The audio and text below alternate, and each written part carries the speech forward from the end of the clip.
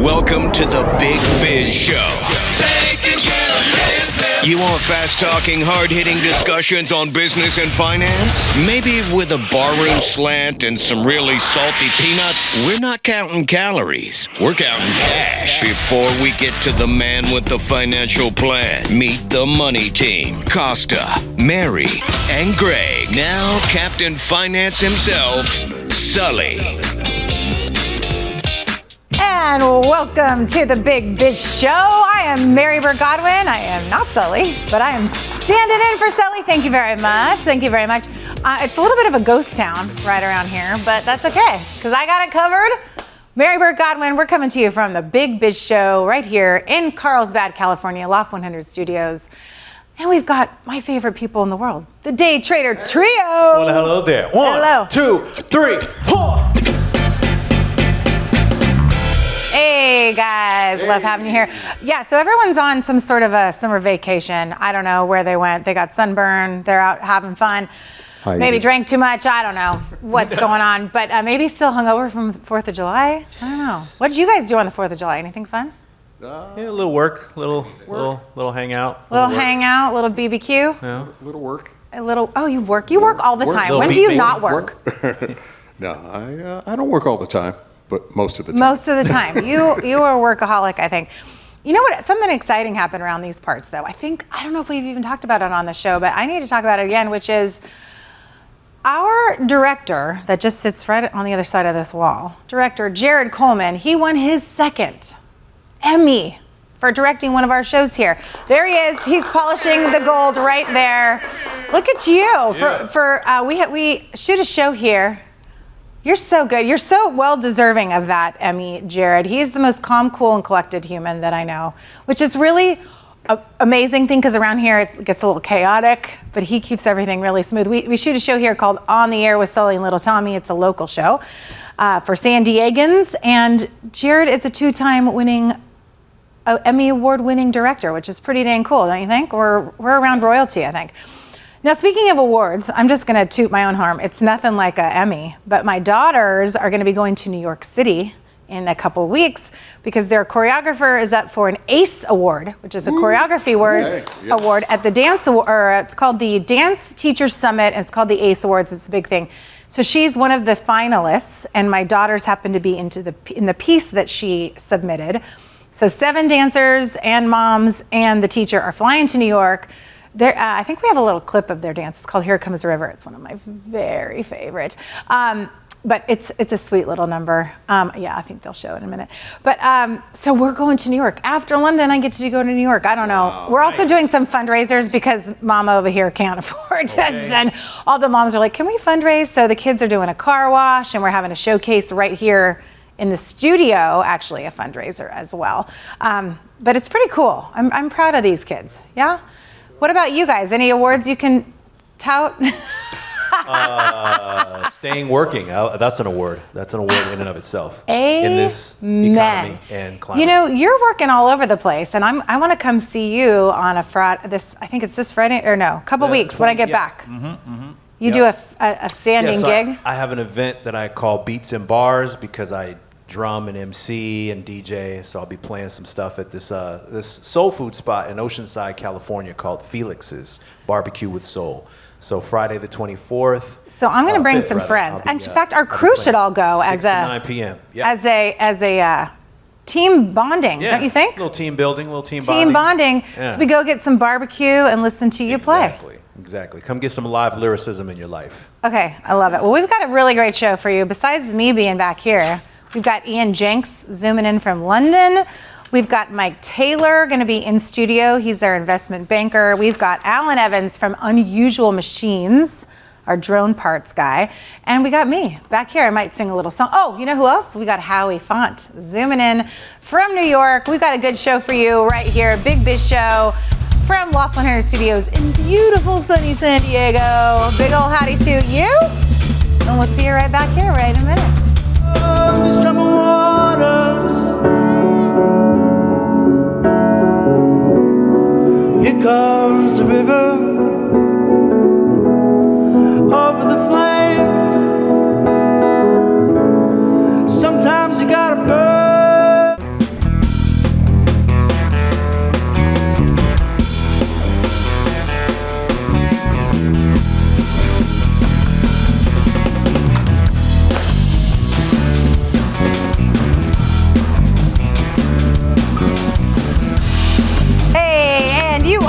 watching The Big Biz Show, coming to you live from Loft 100 Studios in Carlsbad, California.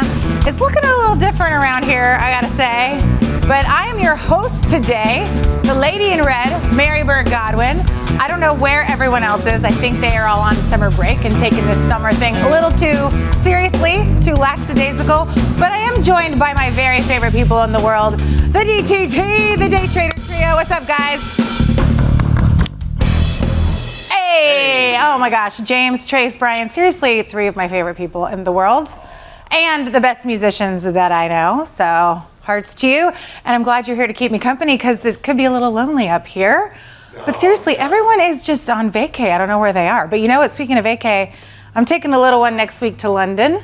And I'm going to be singing Billie Eilish in London. Is this crazy or what? Wow. You guys going on vacation this summer? What's that mean? Bills still need to be paid, so. Tell me about it. Yeah. But last year you went to Japan, right? Yeah, last year did Japan. Took the son on his Yes. graduation trip. So Yeah. this is my daughter's college graduation trip. There we go. But now I'm thinking, how am I going to be paying for college? All sorts of fees are coming at me, you guys. Oh, yes. I mean, the hidden In fees. clumps. Yeah. Yes, but she is going to be a gaucho like Brian and I are both UCSB gauchos, University of California, Santa Barbara. It's expensive to send your kid to college, but the UC, I thought it would be, California school, not too bad. But in Santa Barbara is one of the most expensive cities in the world. So every time I go visit her, it's going to be at least $500 to stay in a hotel. Sheesh. Yeah, you can't get even a junky hotel for Yikes. less than that. So that's going to be fun. So James, tell me about you. What's your summer vacay at? Summer vacay is here. It's here with us. It's here with us. Yeah. I did talk to one of our friends, Steve Ferroni, because he's from London, and I was getting some tips on where to go. My mate Steve. And we have actually, is he from London or Australia? No, he's from England. I was going to say, you had a little Australian mate there that kind of confused me. But one of our guests on the show, Ian Jenks, is from London also. So I might have to take a little of his time to ask where to go over there. Now, if I wanted another song here to be my song for the day, what you got for me? A little Shoop or Proud Mary? What you guys got for me? Either one. Really? I need to pull like a mic. Where's my? Proud Mary sounds good. Hey. Oh, Proud Mary. This is the mic. Ooh, the mic I'm gonna is on take over. deck, The only too. thing I don't know how to do is push all these. Oh. Do I Left to the job. Hey. Wait, do I have to push it again to turn it off? Oh, this doesn't really work. Oh, you're expecting me to sing? No, keep singing. Rolling, rolling, rolling. Left to the job in the city. I'm just the backup dancer. For the man every night and day. But I never thought lose a minute of sleep. Worrying about the way things might have been. Big wheels keep on turning. You got the moves? Proud Mary, keep on burning. Baby, we're rolling, rolling, rolling, rolling. rolling on the river. Okay, so we've got a great show for you. I believe Howie. Is Howie here? Oh gosh, I thought that Howie wasn't joining us today, but he is here. You got that little whole Proud Mary thing. How do you like that? See what happens when they leave me to myself? This is a special treat. I cannot believe the boys abandoned you, Mary. What's going on? All of them left me. I am here on my own, but I love it. We're having a good time. Okay, Yeah. so Howie, coming to us from New York, but you were just on vacation yourself. Where were you? Yeah, so I did a series of company trips in China, in Shanghai and Beijing, and I wanted to learn a lot more about the general economy there, but also, there's some individual cool companies that I wanted to look at, and that is an economy on fire. It's really, I mean, in a good way. I mean, who knows? But it's really interesting. I mean, the cost of living there is crazy, crazy low. Of course, incomes are lower, but if you make any kind of money, I mean, you can buy a dinner for 6 people, 8 people that's really nice for less than $100. A Seriously? 30-minute Uber I took was $4. It's really, really insane. Like an Uber? Yes, an Uber, a 30-minute Uber, $4 equivalent. Okay, so they have Uber. I mean, this is like, they have all the things that we have here, and it's just a lot cheaper. Yeah, so they don't use as much energy as we do, so that's one thing. They produce a lot more. So basically, they're in such an industrial manufacturing mode that China has so much supply, and they're the world's factory, so they're constantly exporting stuff to the world, made in China. We get that, but there's so much supply within China that it makes things really, really cheap. So even if you're not making a lot of money, you at least have the benefit of cheap goods and services. So it means there's fierce competition. There's no companies have any good margins at all. Maybe the tech companies, but that's it. So tell me if we need to be as afraid of them as we are, or not as afraid, or yes and both. Yeah, I had 2 days where I was just looking at all the cranes in the country and how much development was happening. I spent 48 hours just in kind of a crisis saying, oh no, China's won. We just don't know it. This is ridiculous. And I had to go through some math and really pull myself out of the existential crisis. But they have developed an impressive economy, and, barring our political system differences, they make it work in their own way. I mean, you have to at least applaud what they've built. To be fair, yeah. So what is it? What is it like as far as cleanliness and safety and all the different, items that you'd think of when you're going to visit? Yeah. So when you hear the officials talk, or when you hear business people speak about that. Of course, first of all, everything's immaculate, very, very clean. No one litters. There's fewer trash can. People will take their trash and put it in their bag, their purse or something, and carry it with them and throw it away when they get to work or home or something. Safety is a non-issue. There's nothing like that.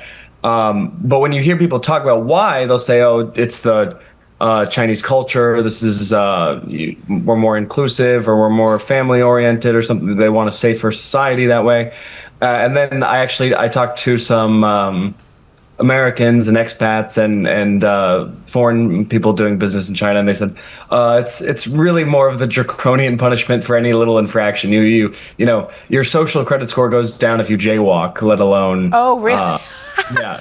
So they're more absolutely terrified of doing anything wrong. So there's no. Yeah, well, they have this cool feature that for pretty cheap they have these little kiosks. So you scan a QR code and you can grab off a rack cell phone batteries, and you can charge, because everyone needs to be charged. Without a charged cell phone in the country, you kind of can't do anything. Everyone pays with QR codes. They don't use Apple Pay or anything like that. It's Alipay or WeChat Pay. And so you need batteries. Well, you can't get those batteries if your social credit score is low enough. It's pretty crazy. Like your life becomes more inconvenient. You can't get train tickets. You can't travel. If your what score? If your credit score? Your social credit score.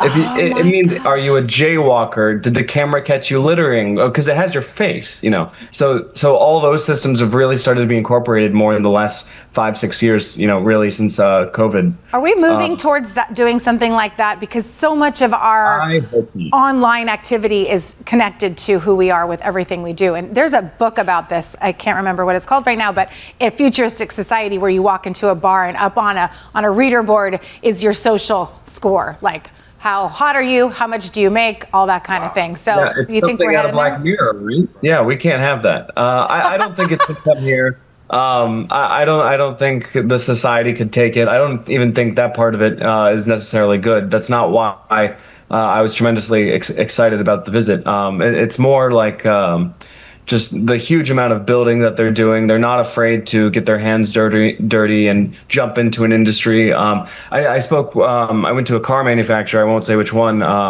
They said 5-6 years ago, 60% of the cars in the country were imported brands. And that's what people would drive around mostly, especially if you had any kind of money. now they've just basically created an entire EV sector. Oh, really? I mean, yeah, and the cars are cheaper than Teslas and better in some ways, and so they're winning in some ways, you would say, potentially, and not in all. Well, Howie, thanks. Yeah. Thanks for visiting. And I'm sorry I made you sit through my singing, but we're having fun. Maybe I'll be back next time. We'll do another show.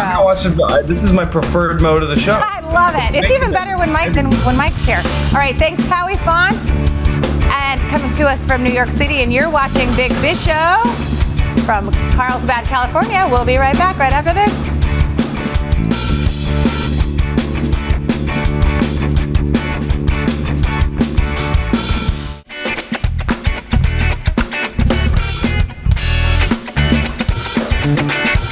It's the Big Biz Show coming to you from Loft 100 Studios in Carlsbad, California, on 15 million homes around the country, around the world, actually, I think, on Bloomberg Financiero and Armed Forces Network.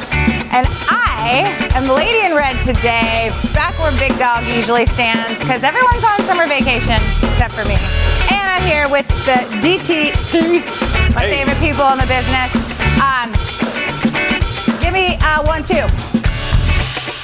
Oh, that was kind of good, right? I think it was. I needed more time. I needed to give you more time. Yeah, just a bit. And our next guest, I believe, is from London or England. I don't know exactly where, but I need to hit him up for some topics. Ian Jenks, he is one of our favorite guests on the show. He's the chairman and the CEO of SmartKem, ticker symbol SMTK. Ian, welcome back to the Big Biz Show. You've got me today asking you all the questions. How you doing? Hey, well, it's a huge improvement, I got to tell you. Right? I'm so glad you noticed. How are things? I was just wandering through. You're right. I'm currently in France, but I do live in London, and I was just wandering past Renee. What's it? Zegler, the lady who's singing Evita at the moment, and she comes out outside the theater. Yep. And sings the Don't Cry For Me. I already have it on my agenda to go watch her do that. There were like 3,000 people just in the street outside the theater listening to her sing. I just happened to be walking by. It was amazing. Oh, you did actually see her sing it. Oh my gosh, this is incredible. And people who buy tickets are complaining because that's actually the #1 song of the whole show. So people that buy tickets are complaining that they're seeing the video. I don't think that's true. Because so what I hear from the reviews is the people in the theater it's fantastic because it's showing up on the screen and they're actually inside the theater and it's a real experience. That is on my agenda for sure. So let's get to business with you, Mr. Jenks. I'm so happy to have you back. For those of you, or those people out there watching that are just tuning in and haven't seen you before, talk to me a little bit about, just explain micro LEDs and SmartKem, kind of the basics of what you do. Sure. So there's a new generation of displays coming around, and they're based on micro LEDs. So we started life with those cathode ray televisions, moved on to liquid crystal displays, and today the most advanced displays are made from OLEDs. Well, there's a new type of thing that glows red, green, and blue that you can use as a TV screen or a very small screen, and it's made from the same thing that you actually have in your LED light bulbs, except it's much, much smaller. So something like 1/20,000th of the time. And in theory, all you have to do is take 25 million of those, put them on a 40-inch sheet of glass covered in transistors, and you have the latest, greatest, brightest, most colorful TV display you've ever seen in your life. Wow. And that's the way the world is going to head. It's brighter, it's better color, and it consumes less power. So the world is going towards micro LEDs. The real problem, though, is what I just said, 25 million of these on a 40-inch TV. And trying to put 25 million of these onto tiny little things mechanically is really, really difficult. And that's what you guys are figuring out how to do. right? We do. So we turn the problem upside down. So we literally turn these things the other way up on a piece of glass. So That's all the right. bits you need to connect to are pointing up, and we pour liquids over the top, and then we use photolithographic techniques to make patterns, put metal connections to them, and put transistors on the top. So that's the essence of what we're bringing to the micro LED display market with our chip first approach. Exactly as you see on the screen now. Okay, so let me ask you two questions. One is, you mentioned brighter and vivid, and we've talked about how if the sun is glaring on a TV right now, you have to be like, close the curtains.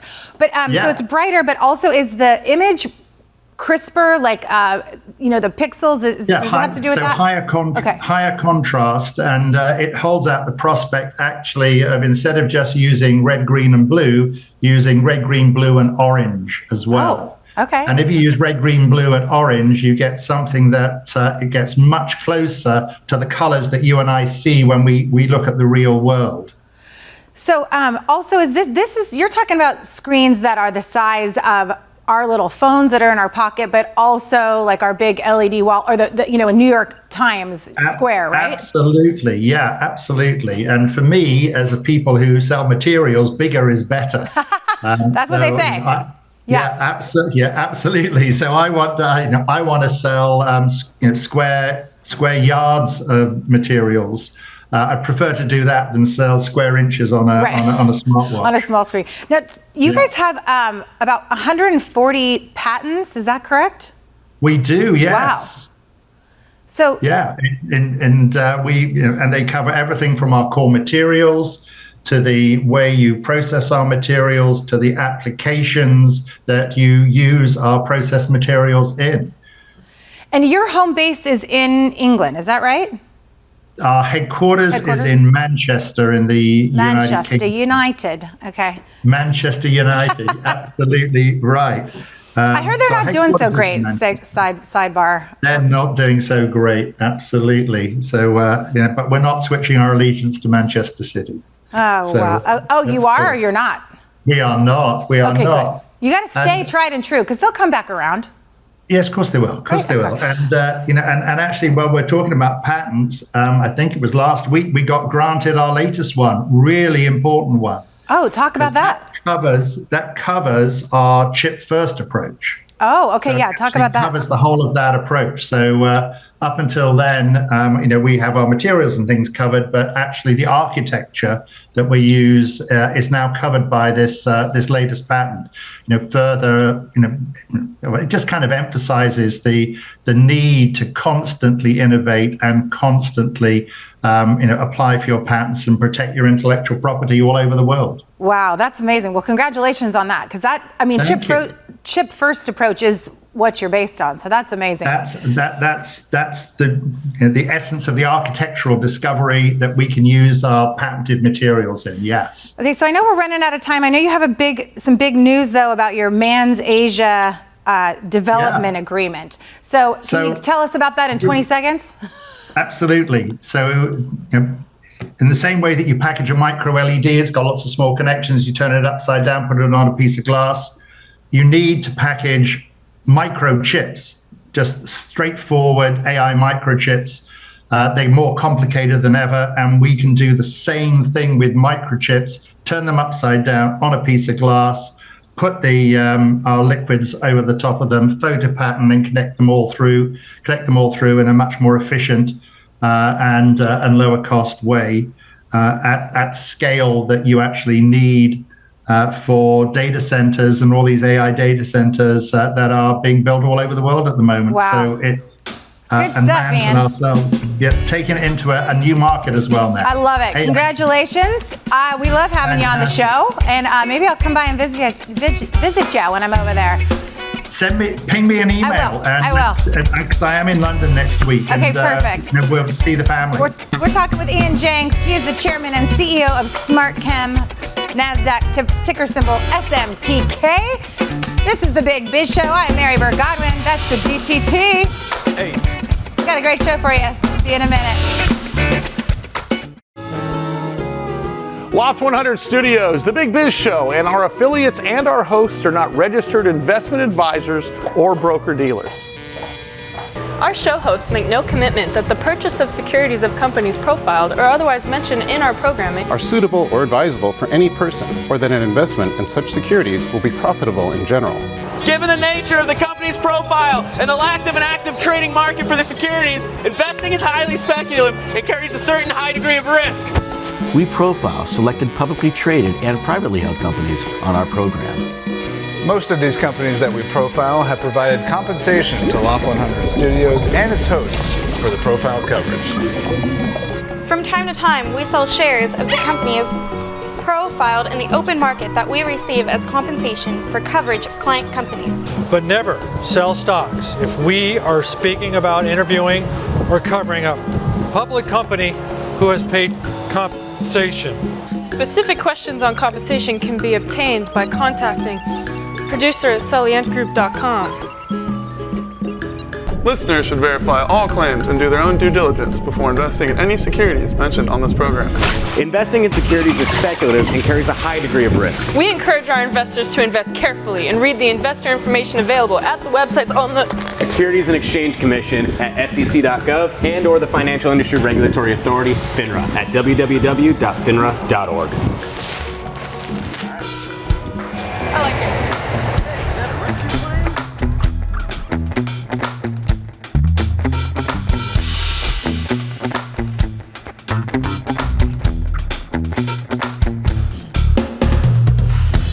It's the Big Biz Show coming to you from Loft 100 Studios in Carlsbad, California. I'm kind of liking what this is right here. I kind of like it standing back here. I'm getting used to it. I am Burt Godwin. I am filling in for Sully today, who's apparently on summer vacay, as well as all the guys who usually sit here. But I'm kind of digging this. I wore my red, lady in red today. And I'm with the DTT, the best in the biz, day trader trio. How you guys doing? Hey. Hey. I could just sit here and listen to you guys play all day long. But how about you're going to give me a little two in. We need a jam for a little bit. Oh, there we go. We did it. I had to, Telegraph it. Telegraph it a little bit, but we'll get better. We're working on it. Okay, we've got a great guest. I love this guy. I got to actually interview him on one-on-one a little bit ago. Allan Evans, he is the CEO of Unusual Machines, ticker symbol UMAC. We're here talking about drones, Allan, drone parts specifically, actually. Allan, welcome back to the Big Biz Show. Thank you. I'm glad you're in charge. And the music is fantastic.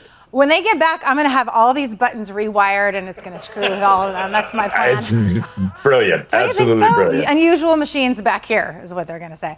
Perfect. Talk to me about, we're going to go back a little bit for those viewers watching who may not have seen you on the show before, and give us a little top version down about Unusual Machines and drone parts and how you fit into, drones are an up and coming, very important part of society, part of everything, all businesses. So can you talk about that a little bit? Sure. I'm going to go really fast. So about a year and a half ago, I IPO'd. Earlier, we were doing drone things. Realized the U.S. government was sort of see drones as a critical technology, just like chips, just like now rare earths apparently today. And we said, okay, if drones matter, drone parts will matter. At the time we were buying everything out of China. So we started trying to create a domestic or more a non-Chinese supply chain for things like motors, flight controllers, batteries.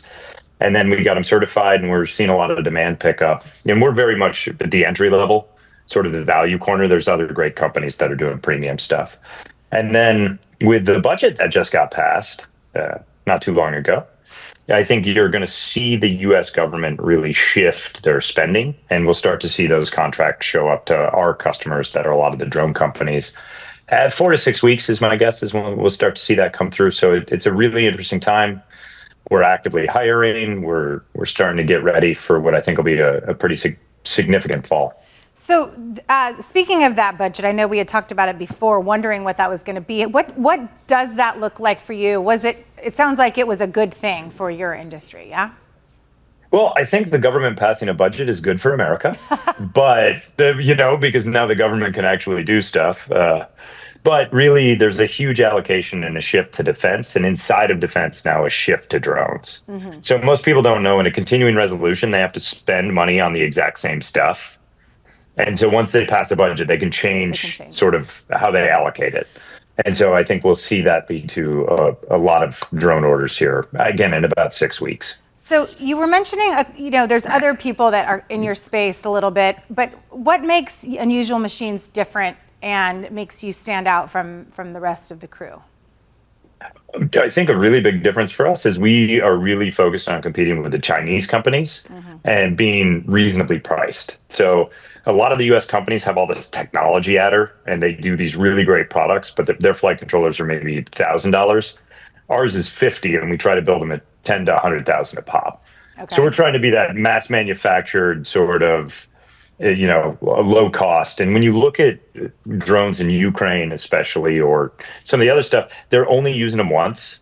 And so they don't want a $100,000 drone. They want, a $2,000 to $3,000 drone. And that's where cost of components becomes a real driver. So we see a lot of interest from that customer segment. Okay. And speaking of customers, so, we were talking about military and defense usage for drones, but it seems like it's across a lot of different industries. Can you talk about what other industries are looking to enter this space and purchase from you? Yeah, sure. A really big one probably just happened, right? How many people saw drone light shows for the 4th of July instead of fireworks? Yes. Right? And you think about it, you want to do a drone light show, it's like 3,000, 4,000, 5,000 drones all up there. Like, you can't spend $100,000 on each one of those drones, or you can't have a cool light show. So you see that, or I don't know, like the Oasis concert, they just had a huge light show when they reunited in the UK. So Oasis. That's like, forgive me.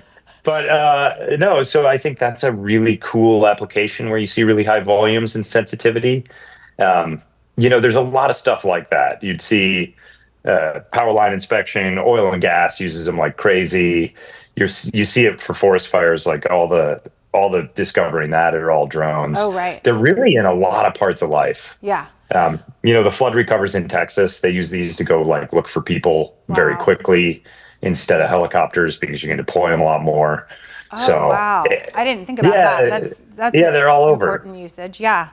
Now talk to me about, your retail channel and enterprise component. Yeah, so we have this, it looks like Alienware used to for computers. We have this retail channel where we sell drone parts and completed drones for people who want to go do FPV, so like sport flying. And that acts as kind of the first customer to our parts business. So, we can sell 10,000 flight controllers there for people who want to go do it. And that means we can get the volume so we can go place the orders out of the gate to hit the scale that we need to be cost effective. And I feel like, I'm going to switch gears to just manufacturing a little bit. That I believe you were saying you're trying to move a lot of it here in the United States. Is that correct? And where are you with all of that? Yeah, so different things. When you look at manufacturing, it's really complex. There are a bunch of slices. Our electronics are already done in the U.S. with partners, so they run their machines 24/7. We take some of their machine time to make our electronics. And then we couldn't find anyone to do motors, and the Chinese motor companies have all been pretty much banned. So we have a 17,000 square foot facility in Orlando. The equipment is just showing up now. The electrical is redone, and we should be making motors in Orlando in about September. And at the same time, we bought about the only other company globally doing motors in the same size category, Rotor Lab in Australia. And so we have the same equipment in both places, and we get a lot of the expertise and the skill set there. But we're definitely hiring in Orlando to now build these smaller drone motors where we couldn't find a supplier otherwise. So the tariffs up and down, in or out, that we were talking about a while ago, I haven't, because of all the other things in the news, I haven't heard the word tariff in a while, so I don't even know what the latest situation is. But that has kept you guys on your toes, and it seems like it's a double-edged sword possibly, where it's hard on you all, but you have to be on your toes, and it's making you probably think outside the box and prepare for different situations. Yeah, the way tariffs are being done is, it's tricky for you. Yeah. Yeah. Well, it takes 12 to 18 months to set up a supply chain. And so when tariffs are uncertain, you have to plan but have adaptability for a year from now. So I think we'll really see what happens with tariffs through the August 1st deadline, and they're going out. But we have a whole bunch of different suppliers. We're building in the U.S., which is going to isolate us from tariffs quite a bit. Right. And probably increase our profit margins. So there you go. Ultimately, I feel like it's going to be a good thing for you. And I know you, Allan, you're going to come out on top with a smile on your face, telling jokes. I'm not worried about it. Yeah. I'm not worried about it. Tariffs will work for us. It will work for you. You know, I believe in you. Allan, thanks for joining us today here on The Big Biz Show. Allan Evans, CEO of Unusual Machines, ticker symbol UMAC. Come back and join us again soon, I hope. And DTT, give us a little something. There we go.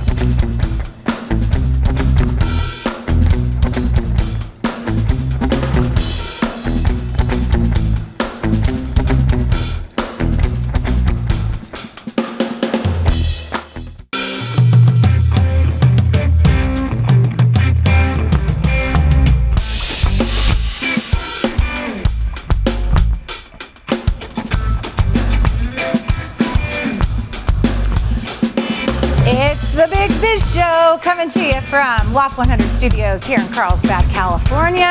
I'm Burt Godwin. I'm taking the lead today, and we've got the DTT back there, grooving as usual.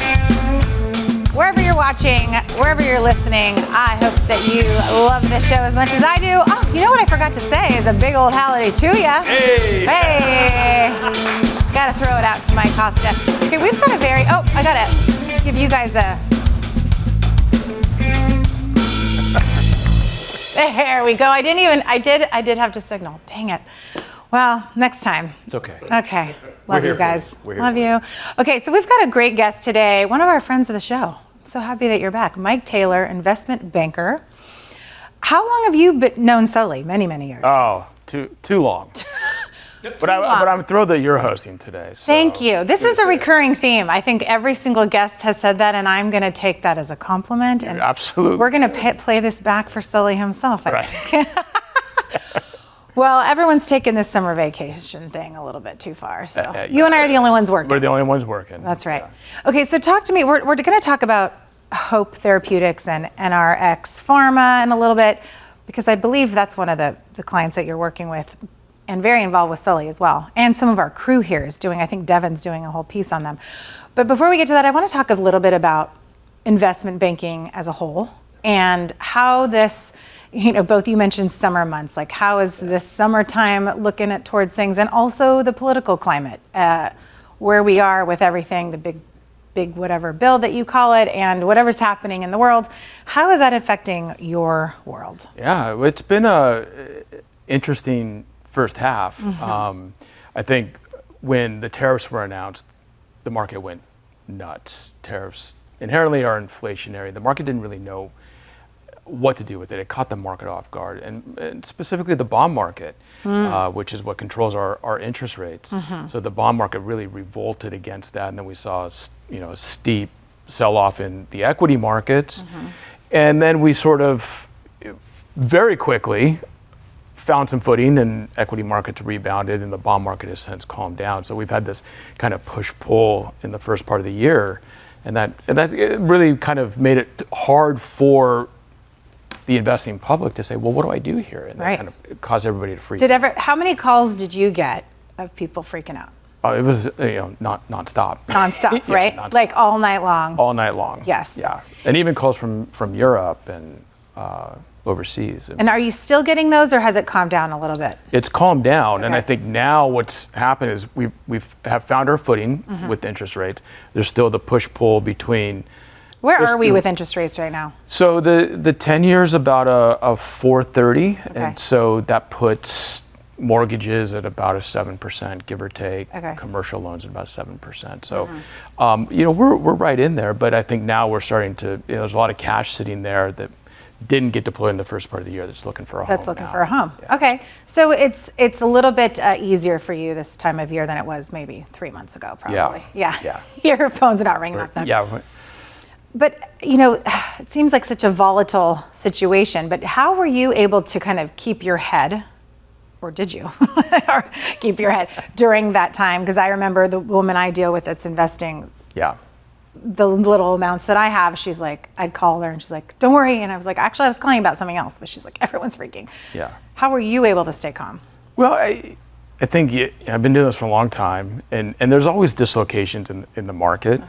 And we always seem to find some common ground, and the market, figures it out. I think a lot of times when we see sharp sell-offs, it's usually because it's a knee-jerk reaction to a headline or something that's gone on. And then once we digest it, the market then, finds it, like as I keep saying, it finds its footing and will rebound or will make its way back to equilibrium. Yeah, that's what this woman was telling me too. She's like, you know what, it's the long game and just chill. But you never want to panic. That's right. That's the worst thing. That's the worst thing to do. So let's talk a little bit about Hope Therapeutics and NRX Pharma. Can you talk a little bit about the overview of what they do? Because I know it's a lot with, NRX Pharma comes up with a drug specifically for suicidal ideation, right? And ketamine therapies, right? Yeah. And then Hope Therapeutics, as I understand, is almost like it's an extension of the drug that is actually a place where people can go to get treatments and actual treatment from a therapist. Right. Yeah, so NRX, it's an interesting company because on one side, NRX Pharma is a biotech company with two drugs to treat suicidal bipolar depression. It's moving towards FDA approval. Great. Which is fantastic. How far away are we from that? The last that I've heard, probably by the end of the year, we should have wow, great. some movement from FDA, which would be great. Yeah. And then on the Hope side, that's really the brick and mortar. These are actual clinics where individuals who are struggling can go receive treatment from ketamine to TMS. What's TMS? So TMS is transmagnetic stimulation. Oh, okay. Which is literally a helmet that goes onto the brain. Okay. The psychiatrist can map the brain, repair the synapses, and we're seeing great efficacy in as little as anywhere from 5 to 14 sessions. We can get folks back to feeling pretty good. Because as I understand it, the ketamine treatments, when they are prescribed and administered via a doctor, right? Yeah. We're not at the place where people would just go home and take it. It would be in a doctor setting, and then to have that support and therapy surrounding it as well, not just the medication, but actual physical interaction and support that way, correct? Right, and it's also about getting family members, loved ones, caregivers involved too, so that they have a place to go where oftentimes with ketamine, people can start to feel much better within literally hours. Wow. But it does have it will wear off over time. Okay. So Hope Therapeutics is also about making sure that the loved ones and caregivers are involved too to help people stay in front of their treatments. I mean, that's a huge part of it too, is because I know a lot of family members, they don't know how to speak with or handle a loved one who has these suicidal ideations. Because I think if you're not there mentally, you can't understand and know how to support. So I think, how many, really quickly, we have just about a minute left, but how many brick and mortar places are there so far? So there's about, they're in contract with about 9 nationwide. Okay. And that will grow over time. And that's a great, because right now the only option for somebody who's threatening suicide is the ER. Right. And that's not a long-term Not a long-term solution. And so Hope Therapeutics can be a place for somebody. And it's not just for veterans, right? It's for anyone with these suicidal ideations. Absolutely. Well, thank you so much for joining us. Thank you for having Mike Taylor, investment banker and friend of the show. Absolutely. Love having you. And your thank you daughter's for having here me. in the house Yes, today. she is. She's going to go to my daughter's high school. I love it. And everyone at home, thank you for listening, watching Big Biz Show. This was kind of fun being the helm of the show here. Mary Burt Godwin leading the Big Biz Show for you today, the Day Trader Trio taking us out. We'll see you next time.